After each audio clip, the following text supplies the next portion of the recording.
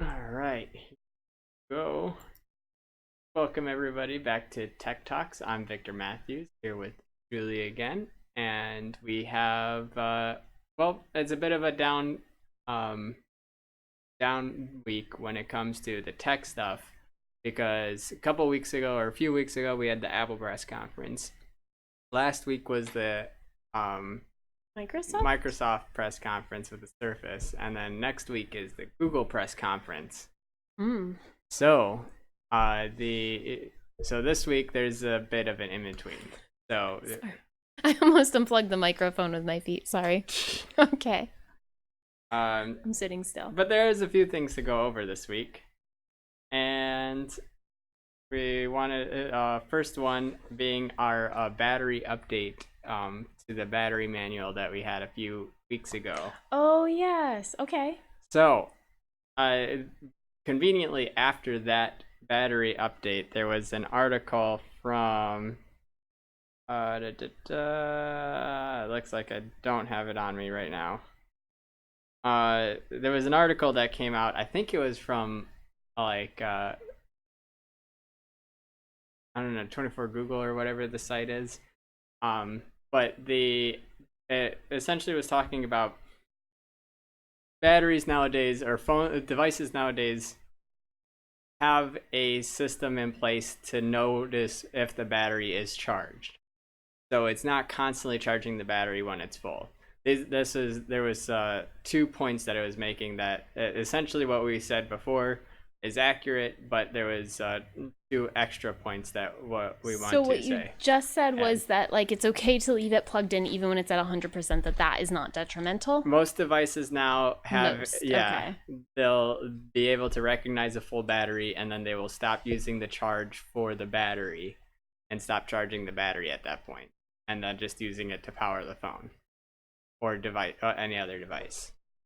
The other part to that is the biggest hindrance for your battery is actually when it reaches those dangerously low levels, because it ends up using more power to the phone Like to under try to keep it up. Yeah, so if it goes below 20% battery, it ends up actually using trying harder to keep the phone powered, and that ends up quickly decaying the battery life Okay. versus So any other even time. So Oh, okay. you want to keep the charge, from 100% down to uh 20% or so, and then charge it back up. But you don't want to get the biggest hindrance to your battery is going to be making it go to those dangerously low levels that will remove the most life out of it in the shortest time frame. Good to know. Everything else, like we said before, computer software helps prevent the batteries from being overcharged. So even if it's plugged in, even with these super watt chargers that have it plugging in and charging within 2 hours, but you have it plugged in overnight anyways because you're asleep, that won't be the biggest hindrance to your battery. All right, good to know. The other part to it is, or not the other part to that. Moving on, Google had a blog about privacy and their Google privacy that most people probably don't know much about. Blogs specifically, or Google posted this within a blog? This is a Google blog. A, so it's not about their blogs, it's from a Google run blog about Google. Yes. Okay. Sorry, just clarifying. It is from Eric Maringla. I might have butchered that name. Director Maraglia. of Project and Product Management, Privacy and Data Protection Office. And he was talking about a few different things that Google has been doing for privacy, your personal privacy. He talked about how incognito mode has arrived to Maps. So if you need, for whatever reason, you don't want Google to be keeping track of your map searches, you can go into incognito mode.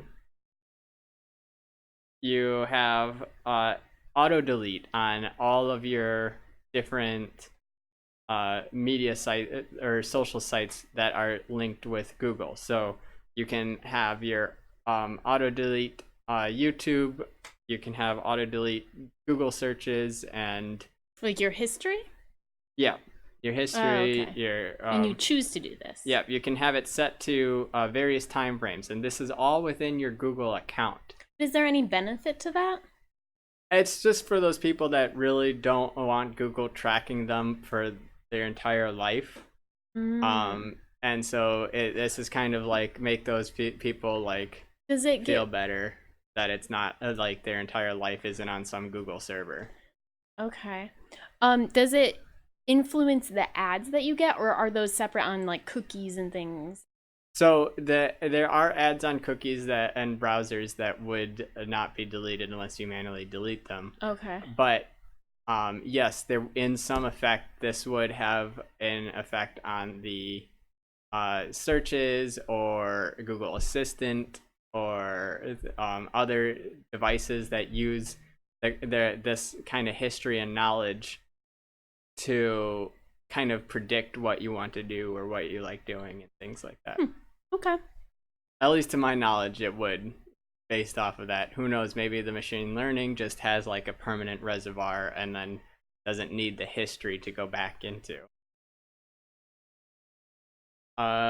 So you can set it to a period of keeping data for 3 months, 18 months, or up until you delete it yourself manually. All these controls are actually within the Google account settings. So what a common thing that a lot of people that are think of Google as a search engine and their email, right? They don't necessarily realize that that account is actually something that is greater than your email address. Especially if you're using Chrome browser. Yeah.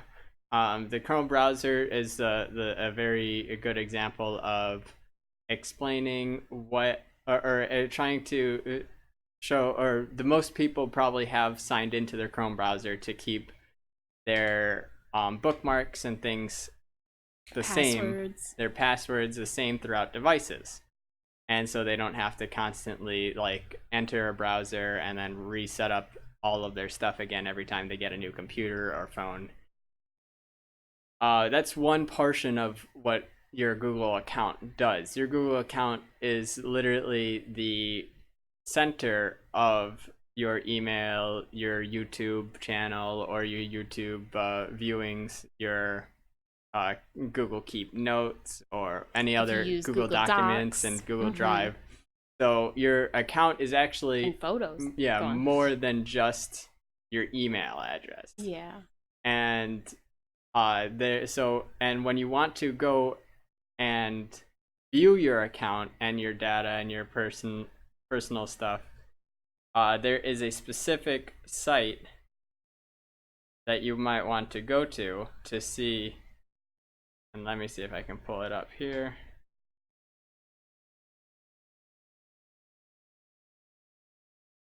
And you said this is to delete your activity or history? This is to kind of see your overall Google account. Oh, to see all of the features that you have been or are using and where your data and information is kind of shared and used. Yeah.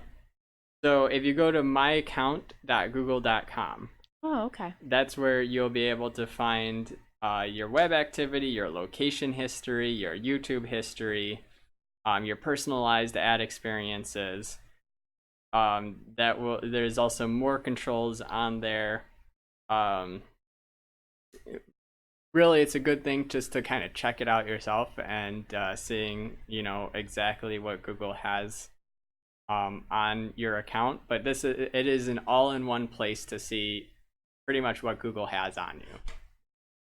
And I think that's something that a lot of people don't understand, that they do have that accessibility. That is good to know. I didn't know that they had my account location to collect all of that information in one place to view, which it does make sense, and that is good that it's available that way. And another thing, moving on to our next topic, Away from the Google away from the Google blog post from one of their privacy program yeah soups. they also talked about the password checkup, which we talked about a few weeks ago in another episode, which was an app that checks to see whether the passwords you used on your current website have been were on this list of stolen passwords. Highly recommend checking out that episode to see where you can find. The other part is another Google thing is Google actually has now integrated Google Assistant with Xbox. And this is one of the several different assistants that are on Xbox. Cortana obviously is on Xbox, and which is Windows Assistant, and then there is also Alexa, which is also on Xbox. So you get your gambit of assistants that you want to use on the Xbox. I think it's kind of nice that they're kind of opening up. What? I'm thinking about Bixby. Is Bixby there? Bixby, I don't believe is on there, but it like wouldn't it be. Matters. Yeah, I wouldn't be shocked if you hear an announcement from it soon, though, because they did partner with Samsung on their Windows 10 devices, because Samsung phones right now can sync. You can actually see remote view your Samsung phone on your Windows computer. Bixby's from Samsung, right? Yeah. And is it still as inaccurate as it was? Yeah, it's still pretty terrible. Okay. Moving on. It's nice, though, to know that Xbox has brought the Google Assistant. Yeah, I would be happy if they kind of did away with Cortana. Cortana was a pretty cool idea. Which one's Cortana? Cortana is Windows' assistant. Oh.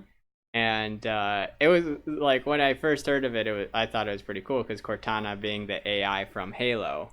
Oh, I was gonna say Cortana is a better assistant name than Alexa, because having Alexa as your name, like I literally know multiple humans named Alexa, and those people. And if you have a friend named Alexa, why would you want that as your? It's kind of dumb, in my opinion.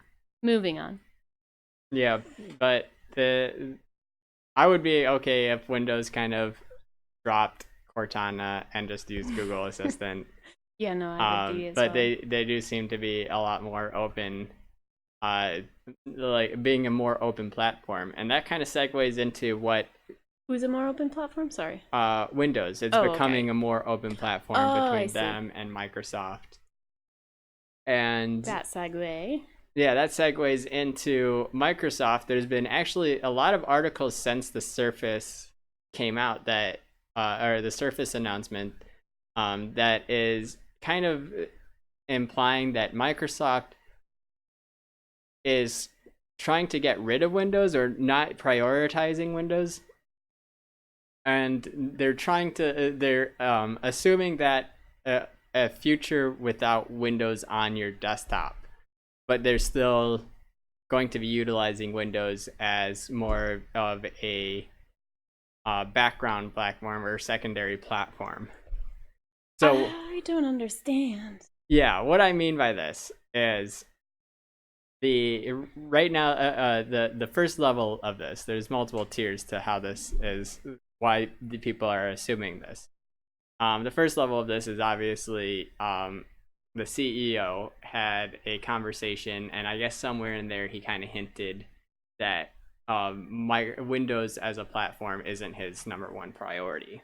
Windows as a platform or as an operating system? I'm a little confused there. As an operating system, or so what would be the operating system if they are going away with that? Well, it's not that they're getting rid of it. Just gonna keep the. Oh, you did say that they were on what they intend to be the last major one, right? And just do minor updates to it. Yeah, they said Windows 10 would be like the last official like OS upgrade. Okay. And that Windows 10 would just be built upon from there. Okay. And they also mentioned, but also what seems to be is the second kind of level to this is when you're installing Windows, they have over time made it harder and harder and harder to make a local account on your computer. If you are at this point, if your computer is at all connected to the internet, you don't even have the option to create just a local machine account. You have to sign in with Microsoft unless your computer is not plugged into the internet at all. So what do you mean you have to sign into Microsoft? You have to sign in and have a Microsoft account, which we talked about before. You don't actually need a Microsoft email or anything like that. You can use your Google email or Yahoo email or AOL. Just create a password. Yeah, you just create a password. Can you save that password with Google, or is that one because you're logging into the OS? You're logging into the OS. It's not going to be saved on Chrome. So Microsoft would save it into its account settings. Oh, but you can do that? Yeah, Microsoft also has a similar page of account settings, just like we talked about with Google. And it has all your product keys, so all your Windows installs, all your Office installs, like it has the product keys for everything all in one place. It has your purchase history and anything that you deal with Microsoft. And also Microsoft does password saving and phone linking. So what's the bottom line here? Well, because it's kind of alluding to a future where you won't have a login on your local desktop here. You won't have an operating system on your local desktop. You log into your Microsoft account and you log into Windows, even if your computer doesn't run Windows. I don't think I understand. I'm sorry. So, but right. So let's say we had a Chromebook. Okay, but Chromebooks only run with internet. They don't. Wait, once you download an app, then you can use it. Yeah, Chromebooks are mostly web-based. Okay.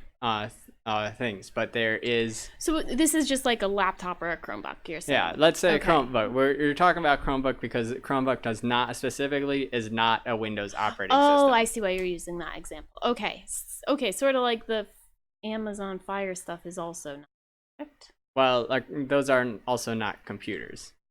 Oh, those are tablets. Sorry. Yeah. Okay, moving on. So a Chromebook. Let's say a Chromebook or a MacBook if you want to use a MacBook. All right. And you, and this also leads into like kind of a third step to this is Windows is working on working more towards virtualizing Windows as a cloud system. So so no matter what device you have, like whether it be a Chromebook, whether it be a Mac, or whether it be a Windows PC, you would be able to stream the Windows desktop environment. You say able, but that actually sounds terrible to me because again, I'm from a rural area where internet is monopolized and very expensive, and you do not have fast internet. You just do not have it. So would that be a problem for most of these people in rural areas where fast internet is not a thing? This is part of the controversy that's going on is... Yeah, that does not sound like an able. It sounds like a hindrance. It sounds like a hindrance in those areas, but in also other areas where you don't need to bring your computer anywhere with you. You can literally log into your Windows account and have all of your apps and everything available no matter where you are, anywhere. They need to have it both ways though, because or fix the internet problems because it's a real problem. This dystopia is not for a long time away, but what they're saying, that's the direction. People are seeing these seeds being planted. And people are iffy as to what Microsoft is planning to do with Windows in the long run. Okay. And that I just thought I would let you know. Yeah. And the last bit of news was this I don't fully understand, but I do understand that it is a huge breakthrough in just technology in general. Google apparently has officially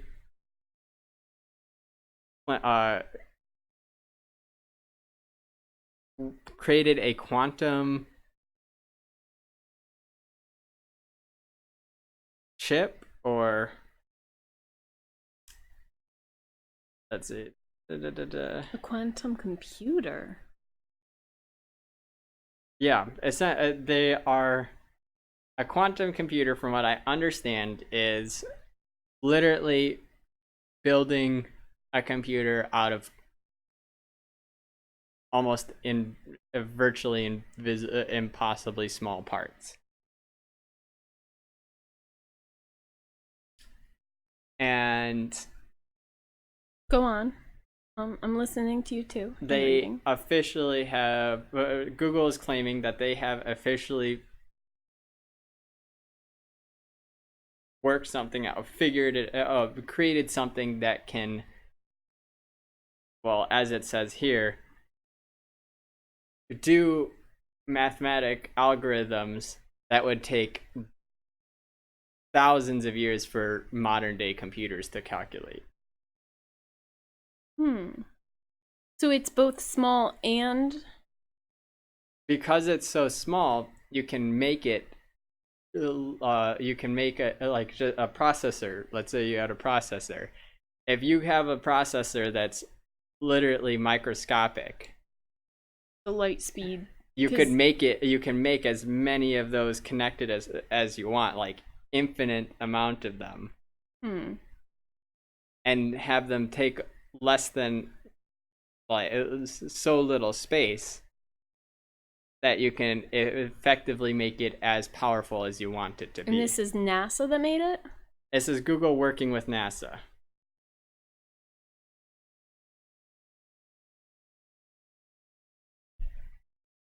So sorry. Here, this quote from the article. Researchers estimate that the performance of the same experiment on a Google Cloud server would take 50 trillion hours. They had a. It only took 30 seconds on the quantum processor, it said. Yeah. That 50 trillion hours down to 30 seconds. That is fast. But I mean, this also says that they might have not accidentally, but they this is still very early in the discussion. Like, this is just breaking. Yeah, this is literally the groundbreaking material on the next leap of computer technology. And so it's something that most people just don't even understand. I don't understand it really. Like, right. This is interesting. But you will be able to see it. Like, computers are not done.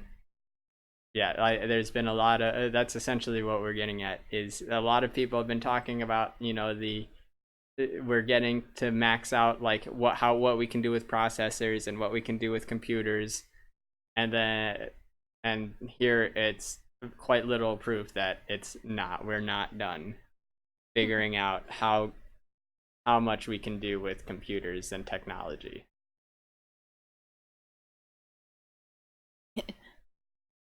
It does say here that the experiment and the supremacy term will be misunderstood by nearly all, and that's from Dario Gil, head of IBM research. So yeah, okay, but interesting that there is this kind of advancement being made somewhere, and potentially on the future grounds for use potentially. Yeah, we won't. This is something we usually on Tech Talks work on, practical things that you will be working with on a daily basis, right? This like is something not that's coming up in the near future that you will physically be able to use. Because a lot of these, and that's why we don't have like a lot of CES stuff. I don't even know what that is. CES is like the Computer Expo.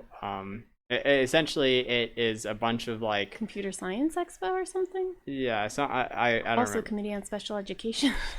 Sorry, go on. It's essentially an expo of all sorts of cool gadgets that will be millennia before they actually reach the consumers, right?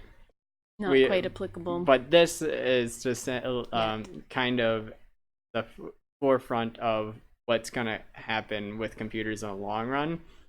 And I just thought it was a really fascinating thing. I mean, even just that they can make things that small blows my mind. Yeah. I don't even. I mean, it must be robots making these things. Oh, it has to be. Yeah. Because I mean, my motor skills have decreased. It seems. I don't even know over how the it years, necessarily so... works. Like how I don't know anything about the physics of it, right? It's quantum computing. I don't understand how they would, like, I don't know. because I'm thinking of, soldering chips together and soldering transistors and like, How do you even? I just. so, but this is like, they probably aren't even doing that. They probably have a whole different method of what they're doing to get electricity running through these things. So, well, maybe someday we'll learn more. yeah, hopefully better.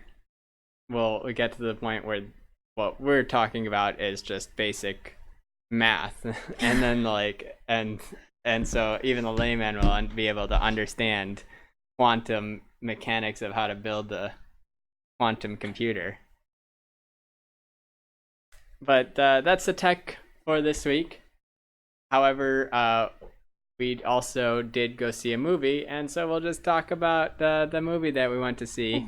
A bit controversial of a movie, but I thought it was amazing, and that is the Joker movie. Yeah, I really haven't read or heard what was going on in the internets except through this guy, and what Victor told me was that there were some people who were even saying that the Joker just should not be allowed for consumption, which is censorship and inherently has a lot of problems. Censorship is really not the answer. And then after having seen it, I can only just kind of tip my head at those people and wonder what they were thinking. It is a masterpiece. Yeah, so we'll start off with no spoilers, and then we'll make a clear cut of when we get into spoilers, so that if you're not interested. I really like the movie. It's we both would consider it a masterpiece of a movie. Very good, very dark. Definitely don't go bringing kids to it. I know it's the Joker, who is traditionally a Batman and a kid's cartoon and things like that, but this is a dark movie. There's violence, shooting, blood. So it's not a kids movie at all. Please don't bring your children. But if you are up for that, if you're up for this dark, twisted movie, and some people might even think of it as a little bit kind of a pretentious-ish movie, just like the cinematicness of it. Because of the art style, you mean? Yeah, the art style. And because are you referencing how some people think certain movies are cinema and other movies shouldn't be cinema? I wasn't actually referencing that, but essentially the artistic style. It's a very artistic movie, and some people just aren't for that. Some people want it, and so I just thought I'd let you know. So I think it's great if you are interested at the slightest bit of it. Go see it for yourself. Well, and it's not even, I wouldn't even restrict it to saying like comic book fans. It does also have a very heavy societal, political sort of message. I'd say even more than undertones. I mean, the whole story is very much based in, it's a fictional city, but yeah, there's you can see parallels for sure. Yeah, the director had, and we'll go into that a little bit more with the spoilers, but there's definitely a message that it's trying to send, and but that's our review for now. I hope the spoiler-free one. But now really diving in, and now spoiler alert. Spoiler alert! Warning. Diving into the Joker movie. We're going to go over theories. We're going to go over... Oh, we are? Okay. I've got a lot to say on this, too. We're going to be going over the political message. She's going to go over her political message, mostly. I essentially agree with how she's interpreting it, the political message. But I'll mostly talk about the more lighthearted, like So let's just get into it. yeah. Let's get it. Okay. So okay, I wonder if those people that were saying that this shouldn't be allowed to exist, that it shouldn't be around for consumption, that it would breed violence. I wonder if what they're saying is it's not unbelievable, because that's the fact of what this story was. It was very much a portrayal that as you're watching it, everything is like, yeah, that stuff happens. This is very realistic. It's not very cartoonish or comic booky. It's not, I mean, it's not false physics. It's not in any way cartoony, and it's kind of heartbreaking because this guy. Okay, I've taken some notes because I have a lot of thoughts on this, but the portrayal was well done. The writing, the acting, the directing, it was, as I said, a masterpiece. Just the artistic styling, the coloring, just every detail that was done. The only thing or the biggest thing that was unrealistic to me, I guess there were two things. Someone else pointed out that like there's a point where they record a stand-up comedy set and video cameras really weren't accessible at that time. But what I thought was the most unrealistic was when the Joker puts his fingers into the rich white kid's mouth and the rich white kid just stands there, especially since the Joker was on the opposite side of a fence and the kid could have literally just leaned back, stepped back, anything that way. Besides that, this story was very much a realistic portrayal of things that people go through, and it definitely had a theme of irony. There was like this discordant tension throughout it, and it was literally a clown who wasn't funny or really happy, and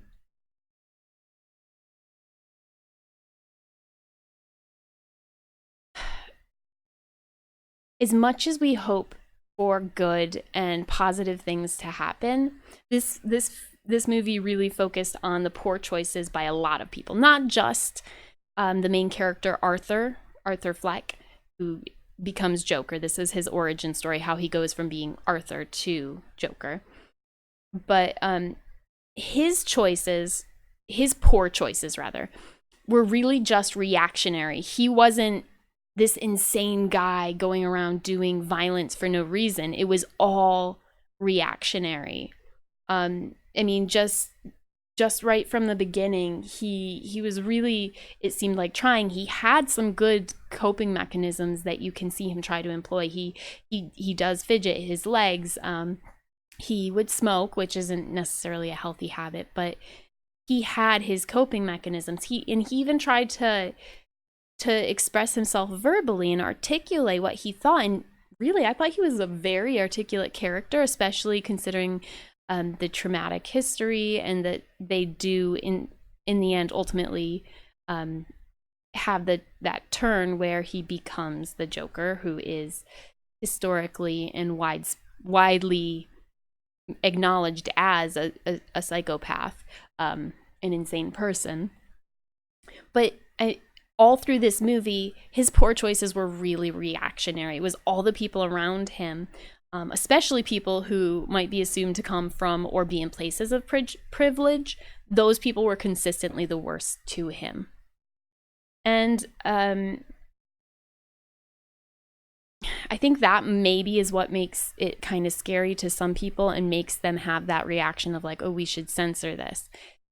Violence, breeding violence, is a whole other thing. There are definitely much worse, much more gruesome examples that we could point to, and that I would argue are much, much, much harsher for a lot of audiences and should be perhaps not restricted, not censored, but people should probably choose to limit certain types of violence consumption, in my opinion. But given the gravity and the harsh realities herein, it is important that the director, I think, put this in the past and in that fictional city of Gotham, even though it kind of parallels New York very closely. It's not saying like, oh, this is what we should do in the future. It was in the past. It was in a fictional city. And that separation from reality, I think, also further separates it in people's minds, whether consciously or subconsciously, given the reality of how realistic and kind of believable all the situations in this movie were. Let's see. I'm sorry. I'm sorry that I am kind of eating up the time right now, but I have a lot to say on this because it was a good movie, and it was, yeah. So let's see.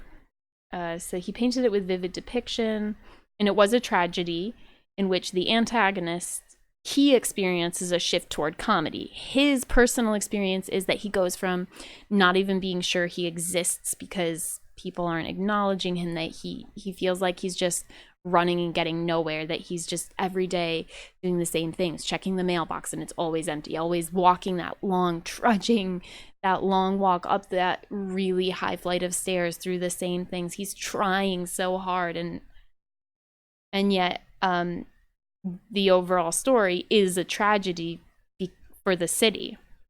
But we know that Joker is a villain of our beloved hero saga, Batman. And yeah, I think it was interesting that that people do have that reaction that people should not consume this movie. I thought it was a very good political message as well, sort of around that line of like, you don't know what someone else is going through, and it's impossible to know what they have been through, what they are going through. And in this main character, he was accepting help, the help that was available, such as in our reality, but money speaks, money trumps true need.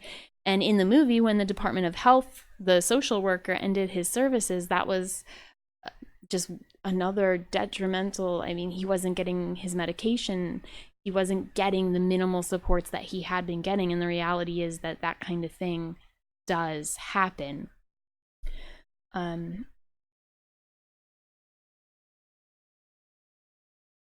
Yeah. I think problems in societies, problems that really exist in our society, plagued this antagonist, and those are ultimately what led him to violence. Back to him feeling unseen and unheard. Again, it's just that, like, if you can lend a listening ear, try to. And if you don't have something nice to say or something helpful, maybe don't say it. There were, he tried to tell the social worker that he didn't think she was listening. He outright states that he wasn't even sure if he existed. And then what finally gave him some attention, something to feel that warmth of life, was killing those bullies on the train. And again, that was very reactionary. Those guys were bullying a woman, and he wasn't even trying to intervene, but because of his condition, he starts laughing, and then they bully him and start to physically abuse him. He has the gun that someone else had given to him, which is a whole other thing about guns in our society and their availability when we're not going to support people and their health needs, their mental health needs. And if we are a society where we're going to allow people to be oppressed because of a lack of money and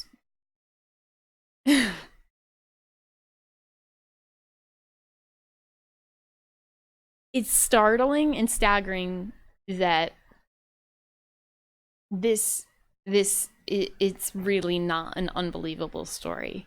I think that the wording that was used in the movie, someone asked him, like, what's wrong with you? And like another woman was like, stop bothering my kid. They're always putting the blame on him too, which is something that often does happen in our society a lot of people. I think we forget to use those I feel statements, or say like, I would rather if you didn't talk to my kid right now. But just that harsh interaction and putting the blame on someone else. You don't know what they're going through. Just maybe try not to be so harsh would be a bottom line I would take away from this movie. You're peeking at my notes like there's more. I'm sorry. And so then in the movie, society and individuals in it, they continue to treat him with disdain. And the only flicker of kindness from the woman in his building that that she lived in the same one with him. I mean, it started that delusion for him, and he was aching. He was so starved for humanity, warmth, kindness, and so many people in our society forget that.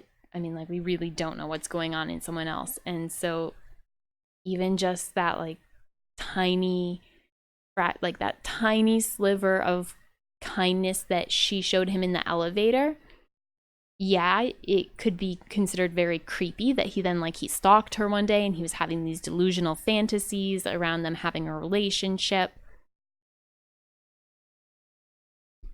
But ultimately, I mean, if more people were nice, at least neutral to him, he might not have become Joker.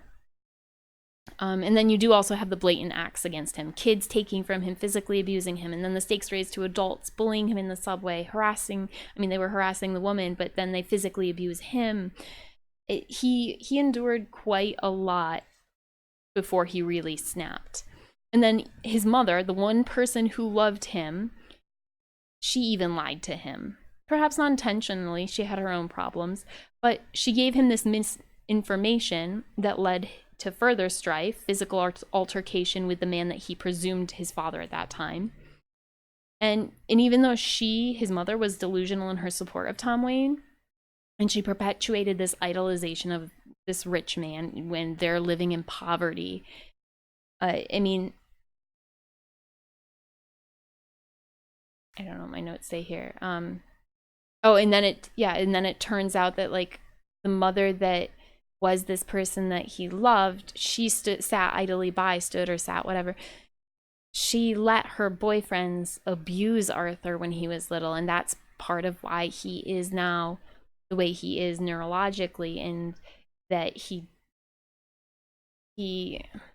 in spite of all of that abuse, he did grow up to be a functional person. Yeah, he still lived with his mom, but it wasn't that she was supporting him. He was taking care of her. Very much so. And in the end, the movie did meander to the coming of Joker, a persona that was given to Arthur by the man that he had favored and dreamt of meeting. Yet, when honest Arthur made it there to the stage, it was because of being made fun of by that same idol. And again, this speaks to, in our society, there are sometimes when jokes do cross lines that they can be offensive, but at the same time there's this culture of wokeness and let's call other people out and make them shame them for having crossed what my line was. But the reality is there are different interpretations, and it's also really hard to know what other people are meaning in jokes. And so in those instances, yeah, it did seem very much like the late night host was making fun of him, and he had no way to know what Arthur was going through. It seems harsh that he just was making fun of a random person, but that kind of thing really does happen too. And I don't know if there is a right answer around that. We can all just try our best. I am getting to the end of my review. Thank you for waiting so patiently. I hope it's not been a total boring monologue, but and so another thing that I thought was really interesting was, again and again during the movie, he pointed real guns, finger guns, at his own head, seeming to portray his inner discontent in this idea of, should I kill myself? And even in his journal, there's this line, I hope my death has more meaning than my life. And back to the artistic part, one of the most artistic shots of the movie to me, which it's hard to say because all of it was so artistic, but it's coming from kind of the Joker's leaning back in a chair and the camera comes from behind over the top of his head, and then you get to where you see his face, and as it gets to the part of his face where you see his mouth, he's got a gun in his own mouth again. And it's like, goodness, this poor guy, he's really struggling here. And that guy that he'd worked with, I mean, gave him a gun, just literally put a gun into his hands, handed him a brown paper bag with a gun in it, and kind of push this that much further. If that man had never given him the gun, maybe he never would have become Joker. There's a lot of ifs, a lot of places where the story could have changed, but the reality is like all of these are believable situations. His reactions are not unrealistic, sadly. Like there are many people in our society who struggle and okay. I'm getting there. I'm sorry. Um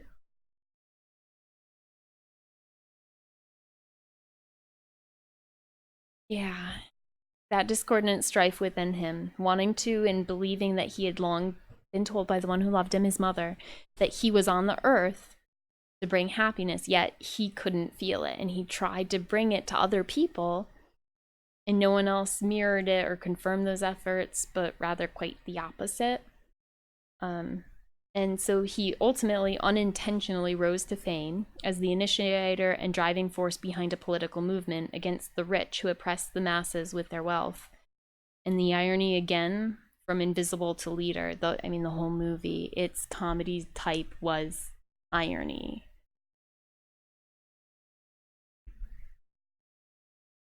It's I didn't think it was as overly dark and daunting as I thought it was going to be, in all honesty. I thought it was more realistic and just like a kind of a depressing, like, oh, I see our society so much in this fictional story, and it makes me kind of, it's sad to look at. And to, I mean, I have students that I work with who portray some of the same characteristics and have some of the same problems this character had. And it's really heartbreaking to, and yet this man was also actually more functional in some ways than in that. I mean, he had some really good skills. So I mean, not all of his social skills were good, but he did have some social skills, and he did have some good coping mechanisms, and he was able to kind of support him, like function in a home, and even support his mom some. But that was my really long review. Sorry.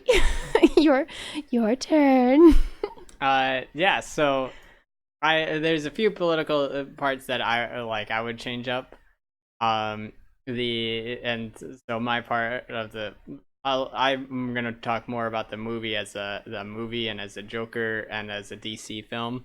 And you said the other, anyways, yeah. But the political parts, it's very evident that the director, and as the director has talked about before, like has like this kind of woke culture. You can see that he is kind of rallying against by making it the main one of the like the main background like world that's happening. So the Joker, like you said, is going about things on a reaction basis, right? He's not planning anything. And when you watch the movie, you realize that there is no plot. There is no like goal for the Joker to reach. It is literally just following a guy and his reactions to things. And then people interpret it. So he killed a few guys being jerks, and people, since they were rich, people interpreted his actions as a way to get at rich people. And he was not planning that. And that's what makes this a great Joker movie, is that anarchy, that chaos, that he's not coming out with some grand plan or grand scheme. He is doing things just on a whim. But the crowds, they fell into this hole of, this must be what he meant. And so like, let's all rally. And in this case, they were supporting it. Like, they were supporting such a terrible thought that, we should kill rich people, right? Like, just because they don't agree with that they should be rich, or they think that they're the trouble of Gotham. And that whole, you can kind of take your own morals of what it's trying to say out of that. Like, just everybody blindly follows some guy that doesn't even know what he's doing. He's not trying to do anything. Um, and the other part to it is Joker, uh, I think would still have become Joker, regardless of why, or regardless of the things that happened to him, like as a person, because he had problems, and some of it could be from it could have spurred from his childhood, but the events in the movie were not what ended up making him become Joker, in my opinion, outside of one event, and that is the social worker and him losing his medicine. That because the medicine, I believe, was probably helping him with his delusions, probably helping him with his violent tendencies, probably helping him with a lot of things. And as he lost that, and he lost his counseling support, he just gets unleashed. And so this was always the Joker. He was just being suppressed, which, it in the best ways possible.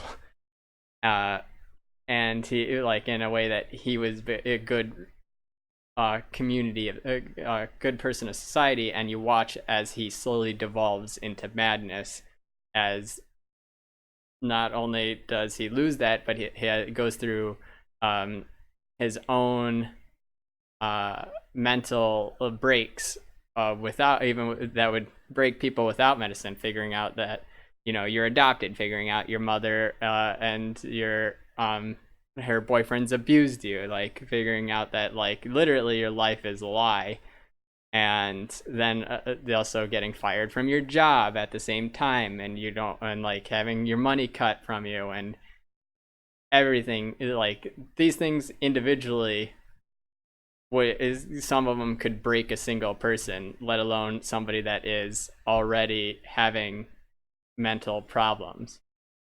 Now, this as a DC movie, really like it. Like, it really is true to the Joker. The one thing I did not like is the fact that he had these problems. The movie itself is great. It did well for the movie, but my personal Joker, I like the idea that he didn't have these, like the Joker didn't have these problems. He didn't have a disturbed childhood. He didn't have. You just want a psycho. He is literally a psychopath that is just doing for no reason. Like, yeah, because once you put a reason, or you try creating a sympathy for what the Joker is doing, it more realistic. And yeah, and for this movie it works, and we disagree on this. Yeah, in this movie it works, but as a Joker movie, or as a Batman like Joker, I think like that. I personally like the Joker that would not have had any of this. I didn't like. But they did do good still, keeping his backstory ambiguous. Like, he is not actually Arthur Fletch. They very much stuck to that idea of the Joker is a like his past is a multiple choice. Which brings us to the theory section that people are constantly talking about, which is not whether all good theory. Yeah, whether it was real or not. And there's a couple of things that even the director has said that might actually allude to it not being real. And my personal take, whether or not the director reveals in the future that it was all fake or whatever, my personal take was that it was real. The movie was very distinct when it told you what was real and what wasn't real.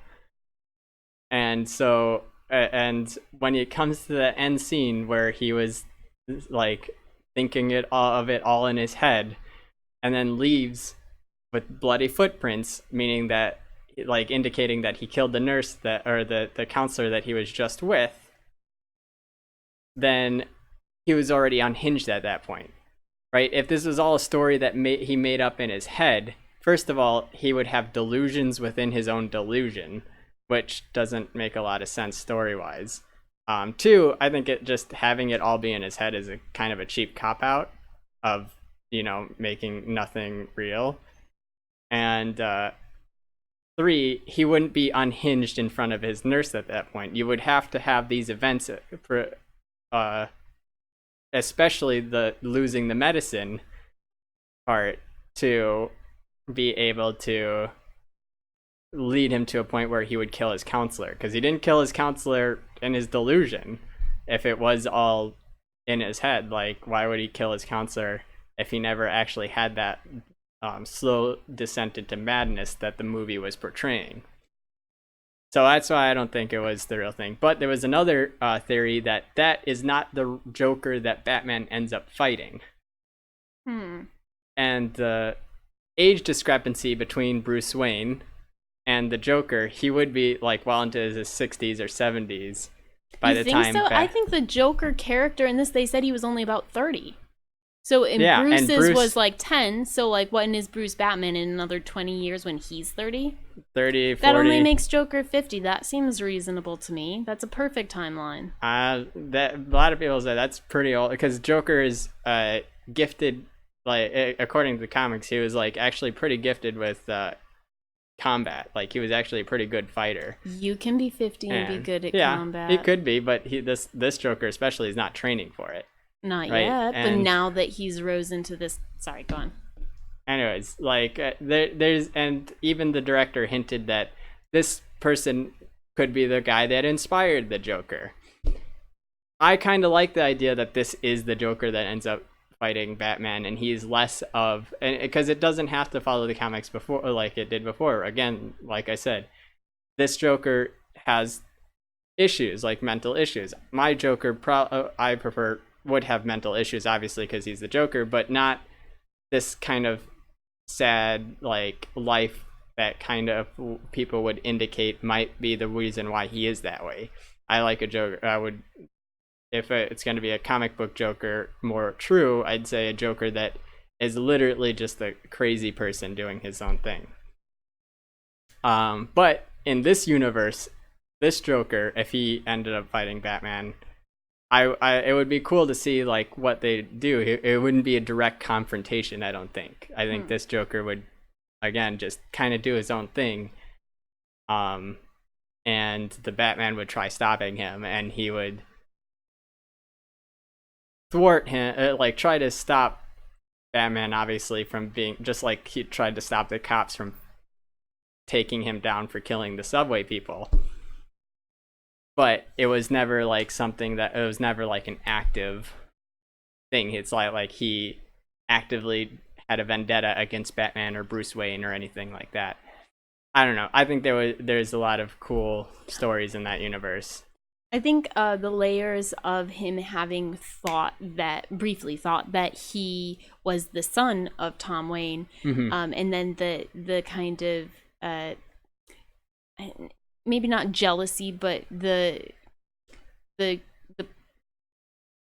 feelings he would have towards the young Bruce, and then also how Bruce is obviously very displeased with Joker because of not only the movement that ultimately killed his parents, but that Joker ends up being this man that is against everything that is Batman's ideas. I took some notes while you were talking because you know my memory, but I have more comments now. You have more comments? I have more comments. Okay. So one sec. Oh, sorry. Okay. So I thoroughly love the movie. Again, there was a few things that like if it was my idealistic Joker, but outside of that, like the art style was again fantastic. Like there was I think DC, this shows that DC can do something just as good as Marvel without creating a Marvel cinematic universe or a DC cinematic universe like they were doing with the Justice League, right? Like they don't have to do that. They can commit to their own individual stories, because there are a lot of heroes and villains in the DC universe, and some of them can have more supernatural elements than the others, but they can come up with great stories, even if they are one-off stories. And that is essentially what this is supposed to be, is a one-off story. I don't expect a lot coming out of this in the future. Like DC and Warner Brothers probably want to, but I know the director said that he wasn't very interested in it unless something really good he thinks of. And I kind of agree that, like, I don't think much would do justice to this universe as it is if they try to expand upon it. But that doesn't mean that they couldn't do other similar vein stories. Maybe some of them are more light, some of them are even darker, some of them are more supernatural but you could have these messages and you can have this very powerful story without creating a whole Marvel universe to get 20 movies just for an Endgame. Hi, Tony. She has some closing thoughts. I do. So I think it's interesting when you were speaking, so these might seem a little, but so what you were saying about how the crowd of Joker mask wearing folks, how they kind of interpret what they want of the actions of others. I mean, I think all people do to some degree. We do interpret the world differently. We interpret from others what we want, or what we do just interpret for whatever other reason.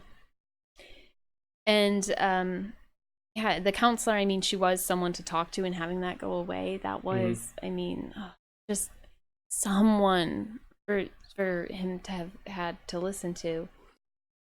But ultimately, I think, although you want a Joker that is just violent and psychotic for the just no real reason. I don't want sympathy behind the Joker. I don't want... See, that is, to me, that is what is more dangerous to society. People consuming that kind of thing and having that perpetuated and seeing and consuming that kind of content, that's more detrimental to society. Whereas this, like, no, we don't want people to have those strong reactions. We don't want violence. Like, we need to do everything we can to give people the tools that they need, to give them the support they need to be understanding of others. Yeah. But I'm not talking about what's good for society in general. I'm just talking about what you Joker, think makes a good story. Yeah, what I think would make a good Joker. Because you think it's more mysterious or something. Not that it's more mysterious, that like that. Why that is it better? Then why? Because that his actions, you can't deduce why he's doing the things that he's doing. You can't deduce why he is the person that he is. So not you want the mystery. Not that he's the mystery. But that's exactly what you're saying, that you don't know the why. The not knowing is the mystery. It's not the mystery that I'm intrigued by. It's that the fact that there is no, like, it's not that the mystery is solved already. So you're saying that you just want someone with such a strong chemical imbalance in their brain that it's just, it's off the charts. He is chaos, irrational. Yeah, just like... Yeah, but he's not chaos. He's a Joker. He's like mischief and mayhem, but not violence. No, he is violent. Okay, yes, he is violent. DC comics, like, he is violence. He is chaos, the embodiment of chaos. And what makes him so great is that he has no reason for it. He was not like that's what makes him like such a great villain, is that he... That's not to say that this wasn't a great interpretation of Joker. This was also and he is great for all the things that he did. I hate that kind of perpetuation. Again, I don't believe in censorship, but that kind of perpetuation of like, oh, it's okay that there are people. It's okay that we can't explain this. No. I want to understand everything. And I know this is part of like my personality, is like I am a little obsessive about, I want to know and understand everything. But no, we can't have people in society that we literally don't understand. We need to figure it out. So no. Well, yeah, but you're like, then you're... That's a bad Joker. That's a bad story. That's a very good Joker. Like, if you found out that Joker didn't have a bad father, wasn't abused, he was this way without any of these warning signs that we traditionally link to this kind of break, right? Like, that's a great story, like that, and that is a greater, like, that's something that you want to look in, like, you would want to look into, like, all right, let's say Yeah, he but wasn't, if it's a he didn't story, have the that. story is finite, and I'm not into like theorizing like behind, because no, it's just Yeah, but it it's gave you the answers that you wanted to see, though, right? Like as to why the Joker would be the Joker. But if it was a movie that showed that the Joker had a happy family, had a happy life, had like there was nothing. So then you're saying that just like a severe neurological and chemical imbalance in his brain would There's be the obviously, explanation. yeah, there's That obviously he has something. like oppositional defiant plus like violent, extreme violence, Yeah. some kind of but see, no. That makes it great. No. Like that makes him such a great Behavior villain. is communication, and him doing violent acts is a form of communication. What is he communicating? Well, That's the thing. He's you not trying to communicate anything. He doesn't believe anything. He is just doing things, right? He says in like the Dark Knight movie, I am just a dog chasing cars. I don't know what I would do with it. Dogs chase cars for reasons. There are literally reasons why dogs chase cars. Yeah, but he Behavior doesn't is know what, like the spurred by quote, something. literally the quote is, I I don't care don't what the even quote know is. what I would do with one Yeah, if some I people- caught it. It's lack of self-awareness. What he needs then is counseling, and he needs to improve his self-awareness. He needs to be doing exercises, I meditation, think he's grounding. actually He very needs... aware. I think he, like, But especially if he this- doesn't know why he's doing the things, then no, he's not self-aware. He's the opposite of self-aware. I think he's aware enough of himself to not care. I don't want what you want in this Joker kind of character. But back to my additional comments. Oh yeah, so Joker got his dream. You said about how like the movie really had no like plot line, which I kind of agree to. If there was a plot like goal, it was his ambition, his goal was to kind of be on the Murray Franklin show. And he did. Ultimately, he achieved that goal. He got to that in the end. But again, that kind of discordant irony, it was the opposite of what he had envisioned. And Oh, sorry. I was gonna say, speaking of the irony and the comedy and like the whole plot point, there's a rhetoric that you hear throughout the movie. You know, I thought my life was a tragedy, now I think it's comedy, and that was and I personally thought like instantly jumps to that Shakespearean thought process of you have essentially two forms of entertainment. You have the comedy and you have a tragedy. Tragedy being things like Hamlet, which, you know, everything started off well and then ended horribly for the main character. And a comedy is when things start off horribly and end up well for the main character. And so in that ideology, this movie actually does fit into the comedy category. no, it doesn't. I disagree on this. For him, his perspective. That's the main character. But the society as a whole, the whole movie, the world that is built within this movie, the overall trajectory was tragedy. But for that's that not the main character. The main character's perspective for him, and that's his perspective, his very narrow-minded perspective. Yeah. Sure. But that's He thinks that he finally is like understood, but really no, it's still a tragedy. Same thing happens in Hamlet. Like after everybody in that place is dead, the world is actually better off for it, right? Like in Hamlet, everybody, like the world is better off that everybody in that castle is dead. So I thought it was interesting too that when I was, before we got off on this tangent about the comedy tragedy thing said, I was saying about how like his dream to get to the Murray show, and then he got there, but then it was the opposite of what he'd originally envisioned. Like it was literally the opposite of like, instead of being there with his hero and it being this grand thing. And like when he was after he'd gotten the call that he was going to be on the show, he was still in that kind of conflicted status of like putting the gun to his own head and envisioning him killing himself as a joke on the stage. But then again, the opposite even of that opposite was that he didn't kill himself on the stage. He killed the man that had been his idol. And it kind of almost shifted the power back to him in that like that was the man that gave him the epithet Joker, right? Not that that was really like a powerful thing, but this is the one man that Joker had looked up to, and now he's kind of like taking whatever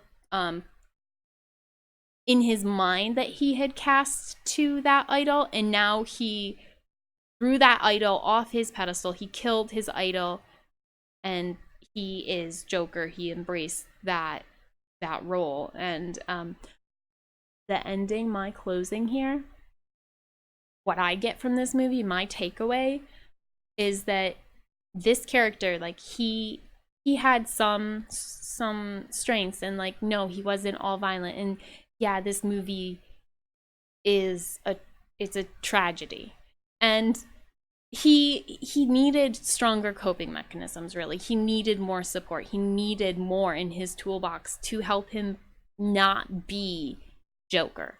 He needed something different to keep him as Arthur and to help him to be a better Arthur and not go the route of Joker. But our takeaway is that there are going to always be problems, that things aren't always going to be perfect, but every little thing can just be like one more thread that's breaking to kind of to rip the rope, kind of thing. And so when we interact with other people in our day-to-day, and when we make choices, we need to be more conscientious of, we don't know what other people are going through. We don't know what they've been through.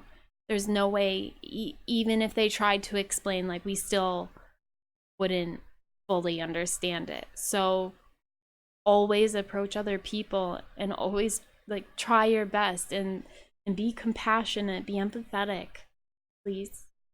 Like,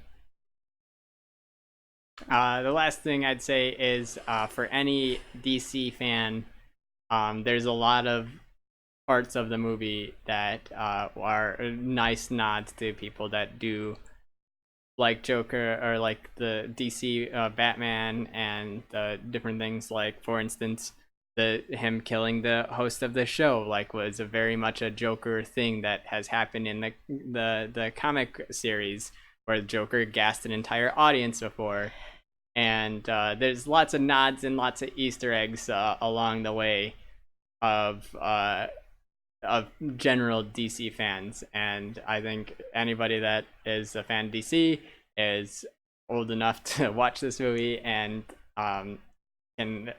likes this kind of movie. Wait, clarify, because you weren't saying that anyone who likes DC is old enough to watch this movie. Yeah. You said that likes DC and is old enough could watch this. Yeah. Just to clarify. I mean, if you're not a fan of DC, if you're not a fan of DC, but you are interested, like, you still would like this movie. Mm-hmm. But I was just saying the old enough in general. You don't have to be a DC fan. Yeah, you don't have to be a DC fan to enjoy the movie. But for those DC fans, there are things in there for you as well. On that note. That was TechTalks this week. Have a great one. And we will see you next week. Be nice to one another, please. Oh, that's that one thing.